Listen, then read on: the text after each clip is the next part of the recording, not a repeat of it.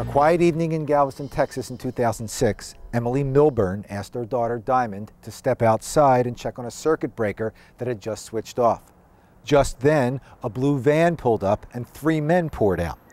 One of the men grabbed the 12-year-old Dymond, covering her mouth as she tried to scream for help.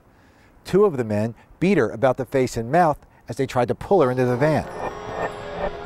All 3 of them were police officers, though none said they were and none wore uniforms. And now, amazingly, the 12-year-old girl who was attacked, a girl who was an honor student at Austin Middle School at the time, is facing a criminal trial for assaulting them. It sounds like a hoax, right? If only it were. Welcome to Collateral.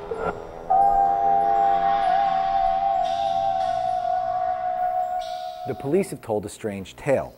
They say they were responding to a report of 3 white prostitutes in the area who were soliciting a white man and a, quote, black drug dealer, unquote. Now, leaving aside the question of whether or not such a report would justify this kind of action in the first place, Dymond Milburn, a young black girl, hardly fit the description. Plus, the police went to the wrong house 2 blocks away from the scene of the supposed solicitation. 3 weeks later, the police showed up at Dymond's school and arrested her in front of her classmates for assaulting a police officer.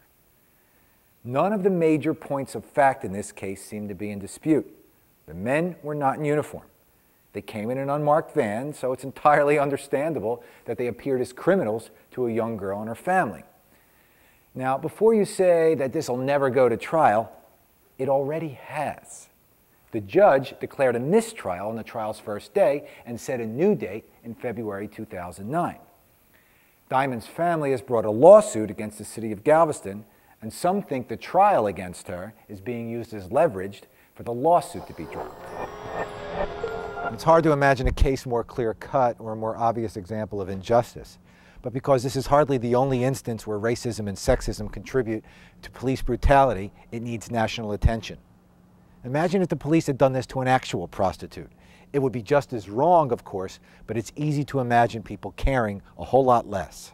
One positive note to report: internet accounts of this story have circulated widely, and even on conservative websites where one might expect automatic support for law enforcement against a black family, support for Dymond and her family has been quite strong.